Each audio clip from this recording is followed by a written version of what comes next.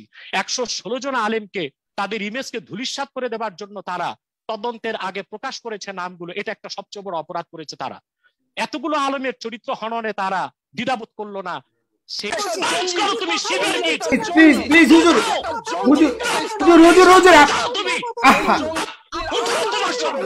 যারা ওয়াজিন রয়েছে, যাদের কথা আমরা বলেছি, তাদের ভাষার ভেতরে যে ধরনের কথা বলা আছে, যে জিহাদ নিয়ে কথা বলা আছে, যে জিহাদ ছাড়া কোনো উপায় নাই। আমি টু দ্য পয়েন্টে আমি বলছি যে এই এক্সাম্পল গুলো, কারণ এই ওয়াজগুলো সবগুলোই কিন্তু আমি নিজেও শুনেছি রিসার্চের পার্ট হিসেবে, এবং কোন কোনটা যাবে, কার কার বক্তব্যগুলোতে আমরা পেয়েছি, এগুলো কিন্তু একটা কমিটি বসে দিনের পর দিন এগুলোকে শুনেছে, ডিসাইড করেছে। এখন আপনারা বলছেন জিহাদ ছাড়া কোনো উপায় নাই, এবং এমন ওয়াজিন আছে যারা বলছেন জাকাত বাদ দিয়ে ইসলামের 5টি অঙ্গ হচ্ছে জিহাদ। নাউজুবিল্লাহ। আপনি বলেন তো এই 5টি অঙ্গের ভিতরে জিহাদ কি বলা আছে কোথাও?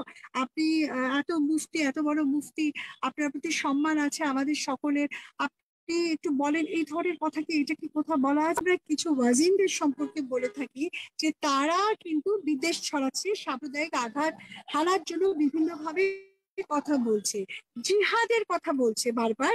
আমি শুধু এই জায়গাটাকে আপনাকে একটু বলি, আপনি যেহেতু মুফতি, আপনি জানেন এই ব্যাপারে মৌলানা, যে সূরা আত-তাওবার 111 112 নম্বর আয়াতে বলা আছে যে জিহাদটা কখন হচ্ছে, নফসের উপরে জিহাদ 111 দিয়ে, তারপরে যাবে হচ্ছে জিহাদে। এখন এই ব্যাখ্যা কি যাচ্ছে ওই ওয়াজিনদের মাধ্যমে, যেটা নাকি আপনারা জানেন, অনেকেই জানে, নিশ্চয়ই আপনাদের মধ্যে সিনিয়র জুনিয়র বিভিন্ন রকমের একটা আছে। এক কথা কিন্তু আপনি স্বীকার করেছেন যে এক পর্যায়ে বলেছেন যে আমাদের মধ্যে কেউ কেউ কোনো ওয়াজিন এটাকে অনেকভাবে হালকাভাবে নেয়। তাহলে গণকমিশনের যে অবজারভেশন আসছে, সেই গণকমিশনের অবজারভেশনে তো আমরা এই কথাটাই বলেছি যে কেউ কেউ এই কাজটা করছেন। ওখানে কি কোথাও উল্লেখ করা আছে যে বাংলাদেশে কোনো আলেম থাকতে পারবে না, আর সব আলেমরা খারাপ, ইসলামই থাকতে পারবে না? আপনারা কেন, আপনি আপনার বক্তব্যে বারবার কথা বলছেন, বিভিন্ন ভাবে কথা বলে বলছেন উদ্দেশ্য এইটাই, উদ্দেশ্য হচ্ছে এক, আসল টার্গেট হইতেছে ইসলাম, ইসলামরা শেষ করো। না রে ভাই, আমরা আজে অনেক তালি পাইতে পারেন, আপনি অনেক জোরে আওয়াজ শুনতে পারবেন, ঠিক না বেঠিক, সবাই চিল্লাবে ঠিক, কিন্তু আসলে এটা আমরা কিন্তু এই কাজ করতে আসিনি। সো এই জিনিসটা একটু মাথায় রেখে আপনি আলোচনাটা করলে আমি অত্যন্ত খুশি হই। গণকমিশনের মধ্যে যারা আছে তাদের অনেকেরই চরিত্র সম্পর্কে আমাদের জানা আছে। তাদের প্রধান যে ব্যক্তিটি গত বছর ডিবেটে সে আমার কাছে হেরেছিল, আপনারা জানেন, সে লোকটি 1971 সালে পাকিস্তানিদের মুরগি সাপ্লাই করত, যেটা সেক্টর কমান্ডার বঙ্গবীর কাদের সিদ্দিকী বলেছেন। এখন একদিকে সে মুক্তিযুদ্ধের পক্ষে কথা বলে, আরেকদিকে মুক্তিযোদ্ধার হত্যাকারী পাকিস্তানিদেরকে দেশি মুরগি সাপ্লাই করে এনার্জি ক্রিয়েট করত। এই হচ্ছে ঘাতক দালাল নির্মূল কমিটির প্রধান ব্যক্তির চরিত্র। সেই লোকের মদদে পৃষ্ঠপোষকতায় তারপর বিচারপতি শামসুদ্দিন 71 টিভিতে 2 দিন আগে আপনি ক্লিপস বের করে দেখেন, সে বলেছে আল এহসান গ্রুপের সাথে এনায়েতুল্লাহ আব্বাসী জড়িত, তাকে গ্রেফতার করা হয় নাই কেন? কত বড় মিথ্যাবাদী সে! গোটা গণি কমিশনটাই মিথ্যাবাদীরা করেছে। এবং আমাদের জনাব মিজানুর রহমান সাহেব যে বলেছেন ওই গণ কমিশনের মধ্যে একজন জি মিজানুল ইসলাম সাহেব বলেছেন একজন মৌলবীর নাম দেওয়া হয়েছে, সে জীবনও মাদ্রাসার বারান্দায় যায়নি, বরং তার ব্যাপারে সমকামিতার অভিযোগের কথা আমাদের কাছে আছে, বিভিন্ন রেকর্ড ও ভিডিও আমরা দেখাতে পারবো। এইরকম লম্পট যারা, চরিত্রহীন যারা, যাদের মূলত উদ্দেশ্য হচ্ছে আলেম ওলামার চরিত্র হনন, তারাই এই গণকমিশন করে টার্গেট করেছে ওলামা একরামকে। এখন সেই শ্বেতপত্রে ভিন্ন ভিন্ন কি বিষয় আছে সেটা আমাদের দেখার বিষয় নয়, আর সেটা পুরাটা পড়ার মতো সময় আমার নেই, কিন্তু যতটুকু এখানে আমাদের প্রয়োজন ছিল সে কথাগুলো আমরা ব্যাখ্যা দিয়েছি যে দুর্নীতির সাথে কোনো আলেমের সম্পর্ক নেই, যদি থেকেও থাকে সেটা কোনো অনুপস্থিত কারো ব্যক্তিগত চরিত্র নিয়ে কথা না বলার এটা আমাকে এভিডেন্স দিতেই হবে, কারণ তারা এখানে অনুপস্থিত আলেমদেরকে নিয়ে অনেক মন্তব্য করেছে। মামুনুল হক কি বলেছে সেটা তারা তুলে আনার চেষ্টা করেছে, ওই গুনবি কি বলেছে সেটা তুলে এনেছে, তারেক মনোয়ার কি বলেছে সেটা বলেছে। তারেক মনোয়ার সেরেক করেছে বলছেন রুহিন আপু, তারেক মনোয়ার এটা বলেনি যে আমি নিজে সুনামি ঠেকিয়ে দিয়েছে, তাইলে শিরক হতো। সে বলেছে আমি দোয়া করেছি। দোয়া কার কাছে করা হয়? আল্লাহ তাআলার কাছে করা হয়। আল্লাহর কাছে দোয়া করে যদি কেউ কিছু ঠেকায় সেটা শিরকের অন্তর্ভুক্ত নয়। তারাও অনুপস্থিত ব্যক্তিদের নিয়ে অনেক কথা বলেছে। অতএব তর্কের খাতিরে সেই সব অনুপস্থিত ব্যক্তি যারা গণকমিশনে দেশের শীর্ষ পর্যায়ের আলেমদেরকে অভিযুক্ত করেছে তাদের ব্যাপারে কথা বলার রাইটস আমার আছে। মানে যারা ইসলাম সম্পর্কে কোনো জ্ঞান নেই, কোরআন হাদিসের কোনো জ্ঞান নেই, তারা যদি ইসলামিক স্কলারদের ভুল ধরে, তো এটা হচ্ছে হাতুড়া ডাক্তারের কাজ করছে। তারা নিজেরাও ধ্বংস হবে, জাতিকেও ধ্বংস করবে। তারা কত বড় মিথ্যাবাদী। তুরিন আফরোজ দেখুন, সে আলেমদেরকে মিথ্যাবাদী বলে না, আল্লাহর কোরআনকে নিয়ে সে মিথ্যা কথা বলেছে। সূরা তওবা থেকে সে উদ্ধৃতি দিয়েছে। দেখেন, আল্লাহ যে কথা বলেন নাই সে কথা সে বলেছে কোরআন শরীফের নামে। তো অপব্যাখ্যা কি ধর্মের আমরা দিই না তারা দেয়? সূরা তওবাতে সে বলেছে 11, 12, 13 নম্বর আয়াতে আল্লাহ বলেছেন নফসের মুজাহাদার কথা। এরকম কোন কথাই তো আল্লাহ তাআলা বলেননি। কি বলেছেন আমি আপনাদেরকে অনুবাদ সহ শোনাচ্ছি। 111 এবং 112, আমি 11-12 বলিনি। হ্যাঁ, তো 111 এবং 12 সেটারও ব্যাখ্যা আমি দিচ্ছি। কিন্তু কথা হচ্ছে যে কোরআন হাদিস পড়ার জন্য কি এই ব্যারিস্টার হয়ে, উকিল ম্যাজিস্ট্রেট হয়ে আপনি চলে যাবেন ইসলামিক স্কলারদের ব্যাপারে মন্তব্য করবেন? সেটা একটা অনধিকার চর্চা। আমি 11-12 কথাটা বলে 111, 112-তে যাচ্ছি। 11-12-তে আল্লাহ কি বলেছেন? আপনি সূরা তওবার শেষের দিকে চলে গেছেন। আল্লাহ তাআলা 11 নম্বর আয়াতে বলেছেন ফাইন তাবু ওয়া আকামুস সালাতা ওয়া আতাউজ যাকাতা ফাইখওয়ানুকুম ফিদ-দীন ওয়া নুফাসসিলুল আয়াতি লিকাওমিন ইয়ালামুন। অতঃপর তারা যদি তওবা করে, সালাত কায়েম করে, যাকাত দেয়, তবে তারা তোমাদের দ্বীনী ভাই, জ্ঞানী সম্প্রদায়ের জন্য নিদর্শন স্পষ্টরূপে বিবৃত করি।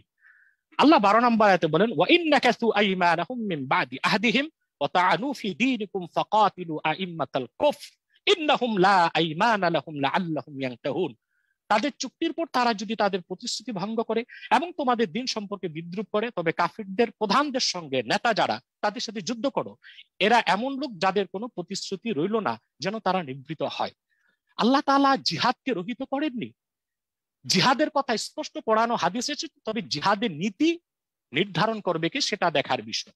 একটা সংগঠন দাঁড়িয়ে গেল কোন স্কুলে কলেজে যে বোমা ফাটায় বললো এটা জিহাদ করছে, এটাকে কোনো আলেম সমর্থন করে না। এটা সন্ত্রাস, নিঃসন্দেহে এটা টেরোরিজমের অন্তর্ভুক্ত।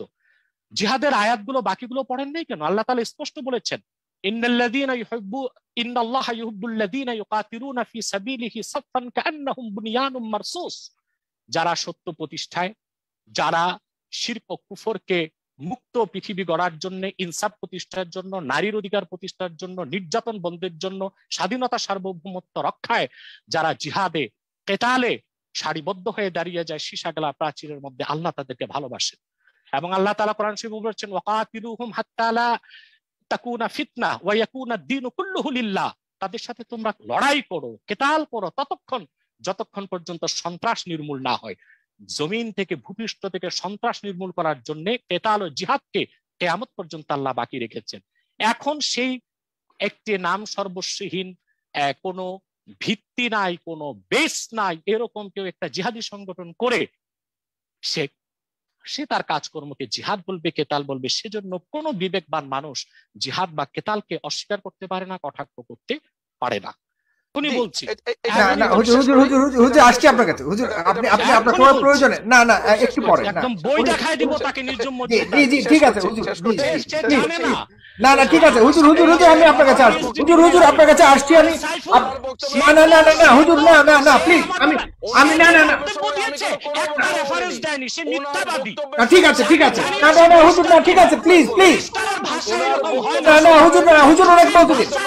আপনার সময় আমি আসবো হুজুর, আপনার কাছে আমি আসবো। আপনি আসুন না হুজুর ঠিক আছে আমি আসছি আপনার কাছে। হুজুর আপনার কাছে নো প্লিজ হুজুর না প্লিজ না হুজুর নো হুজুর না আমি এটা না, আমি মানতে নারাজ হুজুর, না প্লিজ না ঠিক আছে আপনার সময় বলবেন হুজুর আপনার সময় বলবেন প্লিজ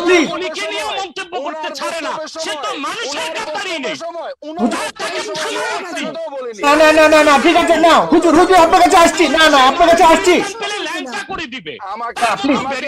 প্লিজ না হুজুর না পড়াশোনা করেছে আমার আচ্ছা হুজুর প্লিজ, আমি কিন্তু ওনার সময় বাড়ছে হুজুর, আপনি যতবার বলবেন আপনি না না না হুজুর, না আপনি প্লিজ, না আপনি পলিসি লঙ্ঘন করছেন হুজুর, না আপনি পলিসি লঙ্ঘন করছেন।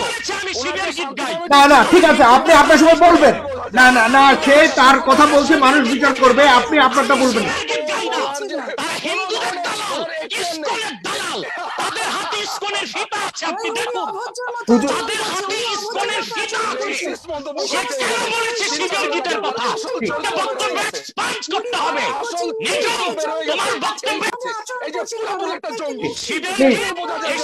ঠিক আছে ঠিক আছে, আপনার সময় বলবেন, আপনি কথাগুলো আমি আপনাকে বলতে দিব। হ্যাঁ আমার কথাটা বুঝেন না কেন? আচ্ছা না ঠিক আছে, আচ্ছা barrister Nizam let me come to you please. Barrister Nizam, আরে ভাই আমি আপনার কথা শুনেন না, আমি আপনার কাছে আছি, আপনার সময় 13তে শেষ হবার কথা, আপনাকে 2 মিনিট বাড়িয়ে দেওয়া হলো, প্লিজ। উনি কোনো কথা বলতে পারবে না, না হ্যাঁ ঠিক আছে, উনি কোনো কথা বলবেন না, বাট ওনাকে আমি অবশ্যই সময় দিলাম। ঠিক আছে না ঠিক আছে হুজুর, আপনার সময় বলবেন। না এখানে মিউট না, এটা আমাকে বলতে দেন না, আমাকে হ্যান্ডেল করতে দেন না। না নিজম মজুমদার, ডকুমেন্টস দিয়েছি, আমি দলিল দিয়েছি, আচ্ছা প্রমাণ দিয়েছি, কিন্তু সে শিবের গীত বলেছে। না ঠিক আছে, আমি আপনার কাছে আছি তো নিজম মজুমদার, আপনার সময়কে আমি বাড়াই দিচ্ছি। কথা লাইনে বলতে হবে তাকে। ওকে ঠিক আছে, এখন বলুন হুজুর, আপনার কাছে সবিনয় আমি অনুরোধ করছি, প্লিজ আপনার কথা বলবেন। আমি আপনার কাছে আসছি হুজুর, আমি কামিং টু ইউ, প্লিজ সবাই একটু স্টপ প্লিজ। হ্যাঁ বলুন। না না না না প্লিজ, আমি কাউকে অ্যালাউ করব, প্লিজ স্টপ, না please keep silence, barrister Tarun Afroz, আমাকে লেট মি হ্যান্ডেল, না না আমাকে প্লিজ, হ্যাঁ না না না আমাকে বলতে দিন, আমাকে হ্যান্ডেল করতে দিন, লেট মি হ্যান্ডেল দাও শো প্লিজ। ওকে প্লিজ, না আমি not allowing him also, please বলতে দিন নিজম মজুমদারকে, প্লিজ। ওকে প্লিজ বুঝলাম barrister Tarun Afroz, please I am coming to please Nizam Majumdar. সাগর ভাই, আমার একটা ফ্লো ছিল বলার, উনি আমার ফ্লোটা নষ্ট করে দিয়েছেন। এখন কথা হচ্ছে যে উনার আচরণতেই প্রমাণিত হয়, এই যে আমরা জঙ্গি বলি, এই যে বলি সন্ত্রাসী, আচরণটা লক্ষ্য করে দেখেন, যুক্তিতে না পারলে মারতে আসে, রীতিমতো তুই বলে আক্রমণ করেছে। চিন্তা করে দেখেন যে এদের হাতে যদি, এবং ইসকনের দালাল ব্যারিস্টার তরুণ আফরোজ প্লিজ, আপনি কানাডাতে থাকেন, এটা একটা রেসিয়াল অ্যাটাক কিনা? প্লিজ না না না, ব্যারিস্টার তরুণ আফরোজ দুজন কথা বলে, যে কোনো একজন সিদ্ধান্ত নেন, তারপর না না ডক্টর প্লিজ হুজুর আমার জবাব দিতে বলেন, হুজুর আমি আপনার কাছে আসছি, উত্তর দিতে বলেন। উনি উত্তর চাই আমি। হুজুর প্লিজ আমি আসছি হুজুর আপনার কাছে, আপনার ঠিক আছে আমার ব্যক্তিগত প্রশ্ন, না ঠিক আছে হুজুর, না ঠিক আছে, না আপনি বলবে, ওনাকে বলতে দেন। আমরা সাইফুল সে কথা বলতে পারবে পয়েন্টে, আপনাদের will come to the point, let him speak please হুজুর। ঠিক আছে, আমাকে নিয়ে সে বলবে না, সে পয়েন্টে কথা বলুন। সাগর ভাই, আপনি উনাকে কিন্তু মিউট না করলে আমি কথা বলতে পারবো না, উনি নিজের থেকেই উনার আপনি আমাকে প্লিজ, কেউ আমাকে ডিটেক্ট করবে না, আমি আমাকে লেট মি হ্যান্ডেল, আমি কাউকে মিউট। উনার আব্বা হুজুর এবং প্রসঙ্গ উনি তুলেছেন, উনি নিয়ে এসেছেন, আপনি আপনার কথা বলুন, আপনার মতো করবো। উনি উনার আব্বা হুজুর এবং দাদা হুজুরের কথা উনি এনেছেন, আমরা কেউ আনিনি, এটা পার্সোনাল অ্যাটাকও না। আমি জাস্ট প্রশ্ন করেছি যে পাকিস্তানি আর্মিরা তো নির্বিবাদে অনেক সবাইকে তারা সামনে পেয়ে হত্যা করেছে, তার বাবা এবং দাদা হুজুর এবং আব্বা হুজুর কি এমন ব্যক্তি ছিলেন যাদের ভয়ে পাকিস্তানি আর্মি এলাকায় ঢুকেননি? এইটা নিয়ে তদন্ত হওয়া প্রয়োজন, এইটা আমি বলেছি। আর বলেছি যদি তারা সত্যিকারের কোটেড আনকোটেড সত্যিকারের যদি মুক্তিযোদ্ধা হয়ে থাকে, আমার সমস্ত স্যালিউট, কোনো সমস্যা নেই। কিন্তু দেখার বিষয় যে পাকিস্তানি হানাদাররা সবাইকে মেরেছে, তার দাদা হুজুর এবং চাচা হুজুরকে কেন মারেনি? ওইখানে শান্তি কমিটির লোকজনদেরকে একমাত্র এরকম তারা মেনে চলতো, এটা দেখার বিষয়। মুসলিম লীগ আছে, নিজামী পার্টি আছে তাদেরকে, পিডিবি তাদেরকে, জামাত ইসলামী তাদেরকে। আচ্ছা, এরপরে উনি যখন বলেছেন ড্যানিয়েল কফম্যানকে, আমি ড্যানিয়েল কফম্যানকে চিনি না চিনি এই ধরনের কোনো কথাই বলিনি। উনি আসলে একজন প্যাথোলজিক্যাল মিথ্যা বললে যেটা হয়, ক্রমাগত ভাবে বলতেই থাকে, তার আসলে খেয়াল থাকে না তিনি আগে কি বলেছেন পরে কি বলেছেন। তিনি কিন্তু এখনো বলতে পারেননি এখন আমি যখন ধরেছি তখন বলে কি আমি বইটা খুলে দেখিয়ে দিচ্ছি, তো বই আপনি আগে খুলে দেখিয়ে দিলেন না কেন? আমি আপনাকে ধরার পর আপনি পিএইচডি করার সময় আপনার পিএইচডি যখন ডিফেন্স আপনি চলবে, যখন আপনি আপনার সুপারভাইজারের সামনে এবং অন্যান্য জনের সামনে, তখন কি আপনি বলবেন যে সরি আমি বইটার নাম লিখতে ভুলে গেছি, এখন আমি বইটার সাথে করে নিয়ে এসেছি? হবে? আপনাকে তো ঘাড় ধরে বের করে দিবে ওখান থেকে। তাহলে আপনি কিসের পিএইচডি করেছেন? আচ্ছা, তারপর হচ্ছে তার যে ভাষা কত নোংরা দেখেন। ঠিক আছে, আপনি বলবেন হুজুর, আমি ঠিক আছে সন্ত্রাসী উনি আমাকে সাইফুর সেই দেখেন, সন্ত্রাসী সেটাই বলতে পারেন, সেটাও আপনিও বলবেন আপনার সময়। জি, ঘাড় ধরে বের করে মানুষ দেখুক কার আচরণ কেমন, আপনাদের সবার আচরণ দেখে মানুষ। Late people decide, late people decide. G, late people decide please. হ্যাঁ, আচ্ছা, এরপরে হচ্ছে যে উনি বারবার বলছে আমি দেখিয়ে দিব আরেকটা প্রোগ্রামও। কেন রে ভাই, আপনার সাথে আমার আরেকটা টক শো, আরেকটা ব্যাপার। আপনি এই টক শোতে বলেছেন যে আপনার জানার ইমাম নাকি বলেছে যে দাড়ি টুপি সব উড়িয়ে দিবে, তারপরে ঘাতক দালাল নির্মূল কমিটি তারা নাকি কুকুরের উপরে টুপি পরিয়েছে। আপনি এই প্রোগ্রামে বলেছেন, আপনি এই প্রোগ্রামে প্রমাণ নিয়ে আসবেন। আপনি কেন অন্য প্রোগ্রামে যাচ্ছেন? তার মানে আপনার কাছে কোনো প্রমাণ নেই, আপনি এখন পালাতে চাচ্ছেন। আপনি এখন চাচ্ছেন কোনোভাবে এখান থেকে আপনার আব্বাসী পালায় না, নাস্তিকরা পালায়। এই যে দেখেন, লক্ষ্য করেন। ঠিক আছে, ঠিক আছে, প্লিজ বলুন। বাট ব্যক্তিগত আক্রমণের ক্ষেত্রে আপনারা একটু কমিয়ে দেন। আপনারা সামনাসামনি করতে পারেন, কিন্তু কমিয়ে দেন। আপনার টু দ্য পয়েন্টে কথা বলেন প্লিজ। কিছুক্ষণ পর সেই পালাবে, ঠিক আছে, ঠিক আছে, সে পালিয়ে আছে, সে গাড়িতে বসে আছে, সে ঘরেও নাই, ঘর থেকে পালিয়েছে সে। না ঠিক আছে, না ঠিক আছে, ঠিক আছে প্লিজ হুজুর আসছে। আপনি দেখেন সাইফুর সে গাড়িতে বসে আছে। না ঠিক আছে হুজুর, সে যেখানেই বসতে পারে, পালানোর জন্য গাড়িতেই বসে আছে। না ঠিক আছে, প্লিজ একটু টু দ্য পয়েন্ট কথা বলি। ব্যারিস্টার নিজুম মজুমদার উনি আপনাকে কয়েকটা স্পেসিফিক প্রশ্ন করেছে, সেগুলো যদি উত্তর দেন খুব ভালো হয়। মানুষ আমি আসলে আপনার সময় আর 7 মিনিট, আর আপনার সময় আর আছে 7 মিনিট। আপনার উনি বলছেন আমি পালিয়ে আছি, মানে উনি আসলে পুরোপুরি পাগল হয়ে গেছে যুক্তিতে না পেরে। উনি আসলে একটা হিরো সেজেছিল, তো আজকে ওনার খোলস ভেঙে দিয়েছে, এই কারণে অবস্থা। যুক্তিতে কে পারে কে পারে না জনগণ দেখতেছে এটা। এরপরে হচ্ছে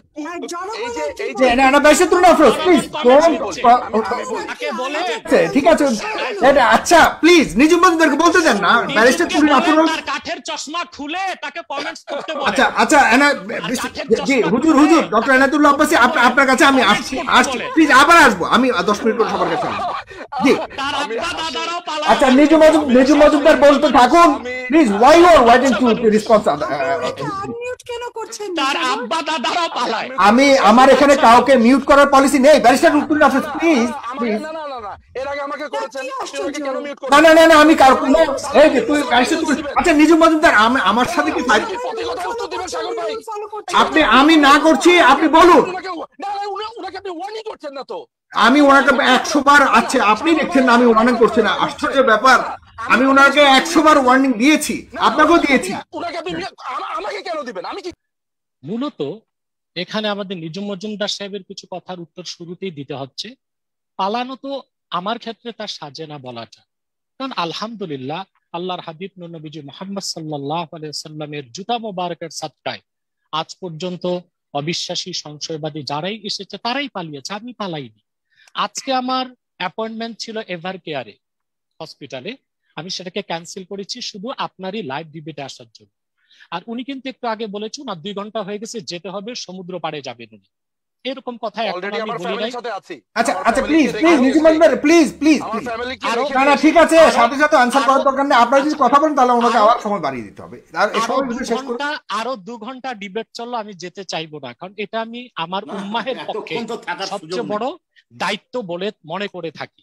দ্বিতীয় কথাটি নিজুম মজুমদার যেটা বলেছেন যে আমরা উগ্রতা দেখাই, কিন্তু আমি একবারও বলি নাই ওনাকে বা ব্যারিস্টার তুরিন আফরোজকে কেউ ঘাট ধরে বের করে দিবে, কেউ আঘাত করবে, এটা বলিনি। উনি বলেছেন আমার ব্যাপারে ঘাট ধরে বের করে দিবে, এটা সন্ত্রাসী কাজ। কিন্তু একটু কথায় এক্সট্রিমে চলে আসা, একটু গরম কথা, এটা সন্ত্রাসী নয়। আর কোন লেকচারার যখন লেকচার দেন তিনি নরমও কথা বলেন গরমও কথা বলেন, সেটার সাথে সন্ত্রাসের সম্পর্ক নেই। উত্তেজনাটা সৃষ্টি করেছেন আমাদের নিজুম মজুমদার মহোদয়। তিনি বলেছেন মিথ্যাবাদী, আমি মিথ্যা বলেছি। তিনি বলেছেন শিবের গীত, এগুলো ব্রাহ্মবাদীরা গায়, তৌহিদবাদীগণ শিবের গীত গায় না। এবার আসুন, তিনি কিছু প্রশ্ন করেছেন যে ঘাতক দালাল নির্মূল কমিটির পোস্টার দেখতে চেয়েছেন। আমি এখানে পোস্টার কেন আনবো, এই কথাটি সারা দেশের মানুষ জানে। যখন বলেছি উনি চাক্ষুষ ডকুমেন্ট চান, আমি সেটা দিব, দেখাতে পারবো। আমি পত্রিকার কাটিং আমি দেখাতে পারবো জাহানার ইমাম কি বলেছিলেন এবং তাদের উত্তরসূরিরা এখন কি বলেন সেটা আমাদের মিজানুল ইসলাম সাহেব বলেছেন, বাংলাদেশের রাষ্ট্রদূত ইসলাম মেনে নিব না, দাড়ি টুপি সব চেষে ফেলে দিব, এগুলো তারা বলছেন তাদের উত্তরসূরিরাই। নতুন প্রমাণের প্রয়োজন নেই, প্রমাণ চাইলে আমরা দিতে পারবো, আমাদের আর্কাইভে তা আছে। তিনি বলেছেন যে আমি যে ড্যানিয়েল কফম্যানের কথা বলেছি, এটা হচ্ছে legal corruption Daniel written by Daniel Kaufmann October 2005, এই থিসিসে কথাগুলো তিনি বলেছেন। এখন আমি আমার দরবার শরীফ থেকে দূরে প্রতিষ্ঠানে আছি, এখানে তো বই নিয়ে আসবো না, আমি সব নোট করে নিয়েছি, এগুলো প্রয়োজন হলে আমি তাকে সব দেখাতে পারবো যদি তিনি আবার বসেন।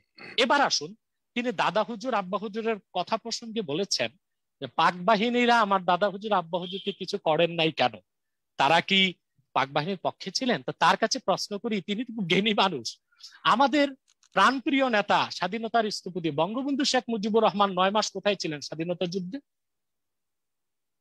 আমি উত্তর দেব, করাচিতে ছিলেন। আমি সেটা উত্তর দেব। তিনি তো করাচিতে ছিলেন, তিনি পাকিস্তানে ছিলেন, তিনি করাচিতে ছিলেন, কিন্তু পাক বাহিনীর সাধ্য হয় নাই বঙ্গবন্ধুর গায়ে, বঙ্গবন্ধুর গায়ে, এটা তার দায় সারা কথা, গায়ে সরা কথা। তো বঙ্গবন্ধুর গায়ে হাত দেবার সাহস করে নাই পাক বাহিনী। আমার দাদা হুজুর বাবা হুজুর তার বাপ দাদাও জনপুরীদের ভক্ত অনুসারী, তাকে জিজ্ঞেস করেন, সে বলেছে তার বাড়ি রামগঞ্জ। বঙ্গবন্ধুর পূর্বপুরুষগণও আমাদের বংশের মুরব্বী শাহ কারামতুল্লাহ জনপুরি রহমতুল্লাহকে শ্রদ্ধা করতেন, এবং এদেশের রাজনীতি, সমাজ সংস্কার, অর্থনীতি, ইসলামী ঘরানা সবকিছুতেই আমাদের বংশের অবদান আছে। সেটা কিভাবে? বঙ্গবন্ধুর আধ্যাত্মিক রাজনৈতিক নেতা এ কে এম ফজলুল হক, তিনি ছিলেন মানে হাফেজ আহমদ জনপুরি রহমতুল্লাহর মুরিদ, তিনি আমাদের বংশের একজন মুরব্বী। আমাদের বংশের মুরব্বী কারামতুল্লাহ জনপুরি রহমতুল্লাহর 42 জন খলিফার একজন ওবায়দুল্লাহ ওবায়দি, তার নাতি ছিলেন হোসেন শেখ সরওয়ার্দী, তিনি বঙ্গবন্ধুর রাজনৈতিক শিক্ষক। মাওলানা আব্দুল হামিদ খান বাসানী, তিনি মাওলানা আব্দুর রব জনপুরির অনুসারী, আমার দাদার ভাইয়ের ভক্ত ছিলেন। তো সকলে যেভাবে বঙ্গবন্ধুকে রাজনৈতিক নেতা হিসেবে শ্রদ্ধা করতেন, আধ্যাত্মিক নেতা হিসেবে আমার দাদা বাবা তাদেরকে সেভাবেই শ্রদ্ধা করতেন। সেই শ্রদ্ধার দৃষ্টিকোণ থেকেই পাক বাহিনীরা কিছু করার সাহস পায় না আমাদের এলাকায়, এটার জবাব আমি স্পষ্ট দিয়ে দিলাম। নিজুম মজুমদার বলেছেন খ্রিস্টান মিশনারিদের বিরুদ্ধে আমাদের ব্যর্থতা, না আমাদের ব্যর্থতা নয়। তিনি আমার ইউটিউবে লেকচার গুলো দেখবেন, মিশনারির বিরুদ্ধে আমাদের মিশন কি সেটা থেকে দেখতে বলবো। 2016 সালে আমি কুষ্টিয়া গিয়েছিলাম শান্তিরাঙ্গাতে, সেখানে 22টি পরিবার খ্রিস্টান হয়ে গিয়েছিল, আমাদের দাওয়াতি মেহনতের কারণে 21টি পরিবারই ফিরে এসেছে, আবার ইসলাম গ্রহণ করেছে। কিন্তু আপনি নিজুম মজুমদারকে জিজ্ঞেস করুন যে পার্বত্য চট্টগ্রামে খ্রিস্টান অধ্যুষিত এলাকায় বাঙালিদের অঞ্চলে এক লোক আজান দেবার কারণে তাকে গুলি করে হত্যা করা হয়েছে। তার মানে বাংলাদেশে খ্রিস্টান মিশনারিকে ধর্ম প্রচারের সুযোগ দেওয়া হয়, কিন্তু তাদের এমপিতে, তাদের ডিফেন্স দিতে যে ইসলামী প্রচারকরা খ্রিস্ট ধর্মের অসারত প্রমাণ করে ইসলামের সৌন্দর্য তুলে ধরবে, সেই সুযোগ দেওয়া হয় না। সেটা ব্যর্থতা আমাদের নয়, সেটা বলে নাই সরকার, সেটা বলে নাই কে করেছে। অতএব সে শান্তি বাহিনীকে একা উদরপিণ্ডি বুদর ঘাড়ে চাপিয়ে দিলে হবে না। অতএব খ্রিস্টান মিশনারিকে সুযোগ দেওয়া হচ্ছে, এটা আন্তর্জাতিক চক্রান্তের অংশ হিসেবে। তারপরও আপনাকে আরেকটি উদাহরণ দিচ্ছি, মাওলানা জুবায়ের সাহেব, নন পলিটিক্যাল ফিগার বাংলাদেশে, তাকে 1 বছর কারাগারে রাখা হয়েছে, তার প্রধান কাজ হচ্ছে খ্রিস্টান মিশনারির বিরুদ্ধে কাজ করা। ভারতে কলিম সিদ্দিকীকে অ্যারেস্ট করা হয়েছে, তিনি কখনো রাজনীতির সাথে জড়িত হন না, তিনি আন্তর্জাতিক মানের ইসলামিক স্কলার, অসংখ্য হিন্দু তার হাতে ইসলাম গ্রহণ করে মুসলমান হয়েছে, তাকে এখন কারাগারে রাখা হয়েছে। জাকির নায়েককে ভারত থেকে বিতাড়িত করা হয়েছে, তিনি তার কোন একটি বক্তব্যে সহিংসতা উস্কে দেননি, হিন্দুদের হত্যার কথা বলেননি, কিন্তু ধর্ম প্রচার, ইসলাম প্রচারই বাধা দেওয়া হয় বিভিন্নভাবে, ভারতে হোক বাংলাদেশে হোক। কিন্তু অমুসলিমরা যে তাদের ধর্ম প্রচার করছে, খ্রিস্টান মিশনারি, সেখানে কোনো বাধা দেওয়া হয় না। ব্যর্থতা হচ্ছে গভর্নমেন্টের, ব্যর্থতা হচ্ছে পলিসির, ব্যর্থতা হচ্ছে যারা কথা বলেন আমাদের বিরুদ্ধে তারা সত্যটাকে উপলব্ধি করেন না। এরপর যে কথা হচ্ছে, আমাদের তুহিন আফরোজ বলেছেন বাংলাদেশের বিভিন্ন জায়গায় যে তারা জরিপ করেছেন আলেম ওলামাদের ব্যাপারে। বাংলাদেশে তো প্রায় 8% হিন্দু আছে, কিছু কম বেশি হবে। এখন তারা গেলেন কার কাছে রিপোর্ট নিতে? কাদের কাছে গেলেন? কোন পন্থীর কাছে গেলেন? এদেশে তো লক্ষ লক্ষ হিন্দু আছে, কি তাদের কাছে গিয়েছেন রিপোর্ট নেবার জন্য? এটা একটা প্রশ্ন আমার। তারপরে তুহিন আফরোজ আমাকে কোরআন শরীফের একটা আয়াতের অপব্যাখ্যা করেছেন, আমি ব্যাখ্যাটা দিয়ে দিচ্ছি। সূরা তাওবাতে তিনি বলেছেন আল্লাহ নফসের মুজাহাদার কথা বলেছেন, এই কথাটি নাই এই 2 আয়াতে। আমি কোরআন শরীফ অনুবাদ সহ ব্যাখ্যার সাথে বলে দিচ্ছি, এটা তুহিন আফরোজ সহ যারা আমার দর্শক আছেন তাদের বিভ্রান্তিটার জন্য দূর হয় সেজন্য। আল্লাহ তাআলা 111 নম্বর আয়াতে বলেছেন, ইন্নাল্লাহা আশতারা মিনাল মুমিনিনা আনফুসাহুম ওয়া আমওয়ালাহুম বিআন্না লাহুমুল জান্নাহ। নিশ্চয় আল্লাহ মুমিনদের নিকট হতে তাদের জীবন ও সম্পদ ক্রয় করেছেন, তাদের জন্য জান্নাত আছে এর বিনিময়। ইউকাতিলুনা ফি সাবিলিল্লাহি ফায়াকতুলুন ওয়া ইউকতালুন। তারা আল্লাহর পথে যুদ্ধ করে, হত্যা করে ও নিহত হয়। কাতালা জাহাদা ইউজাহিদু মুজাহাদা, আল জাহদুন শব্দ থেকে যখন জিহাদ আসে তার অনেক অর্থ হয়। ব্যক্তিগত নফসের সাথে সংগ্রাম, আন্দোলন, সংগ্রাম, সত্যের পক্ষে কাজ, মিছিল মিটিং সব হয়। কিন্তু চূড়ান্ত পর্যায়ে যখন কাতালা ইউকাতিলু মুকাতালা, দুই পক্ষে লড়াই হয়, সেটা কেতাল, সেটা যুদ্ধ। আল্লাহ বলেছেন তারা নিহত হয় সত্যের পথে এবং নিহত করে। ওয়াদান আলাইহি হাক্কান ফিত তাওরাতি ওয়াল ইনজিলি ওয়াল কুরআন। তাওরাত, ইনজিল ও কোরআন এই সম্পর্কে তাদের দৃঢ় প্রতিশ্রুতি রয়েছে। ওমান আওফা বিআহদিহি মিনাল্লাহি ফাস্তাবশিরু বিবাইইকুমুল্লাযী বায়াতুম বিহি ওয়া যালিকা হুয়াল ফাওজুল আযীম। নিজ প্রতিজ্ঞা পালনে আল্লাহ অপেক্ষা শ্রেষ্ঠতর কে? তোমরা যে সওদা করেছো সেই সওদার জন্য আনন্দিত হও এবং ইহাই মহা সাফল্য। এখানে নফসের মুজাহাদার কথা আসছে নাই, বরং বাই বডি ফিজিক্যালি মিথ্যার বিরুদ্ধে কোরআন সুন্নাহর নিয়ম মেনে ময়দানে লড়াই করার কথা আল্লাহ তাআলা বলেছেন। এক্ষেত্রে তুহিন আফরোজ চরম পর্যায়ের অপব্যাখ্যা করেছেন। অতএব অপব্যাখ্যা তো আলেমরা করেন না, অপব্যাখ্যা তারা করেন। এক।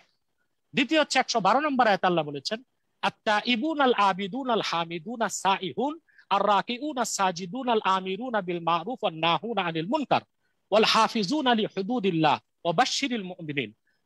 উহারা তওবাকারী, ইবাদতকারী, আল্লাহর প্রশংসাকারী, সিয়াম পালনকারী, রুকুকারী, সাজদাকারী, সৎ কাজের নির্দেশদাতা, অসৎ কাজের নিষেধকারী এবং আল্লাহর নির্ধারিত সীমারেখা সংরক্ষণকারী ওই মুমিনদেরকে আপনি সুসংবাদ দিন। এখানে নফসের জিহাদ, মনের সাথে জিহাদ, এরকম কোন শব্দই আল্লাহ তাআলা উচ্চারণ করেননি, বরং সরাসরি জিহাদ, লড়াই, কেতালের কথা আল্লাহ বলেছেন। তবে আমি